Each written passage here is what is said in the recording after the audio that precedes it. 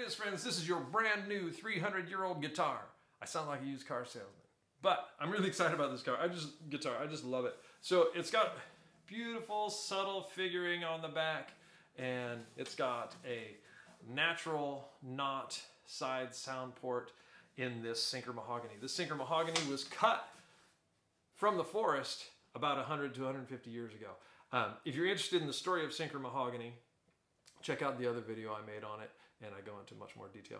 But it was cut 150 years ago, and the tree itself was probably anywhere from 150 to 200. Some of those trees were even 300 years old when they were cut by the British in what is now known as Belize. The top on this is a one-piece top. Most guitars, you have a seam down the middle. And it's not a structural problem, it's not an aesthetic problem. The wood is sort of book matched, but you can use a smaller tree to make a wider guitar if you use that process. This is all one piece of wood.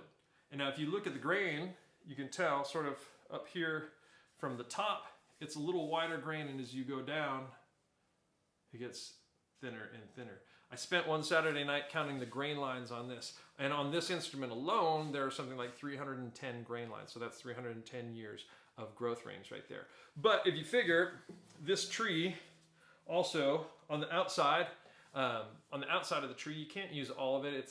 There's a lot of bark and insect damage and stuff like that. So it went farther this way.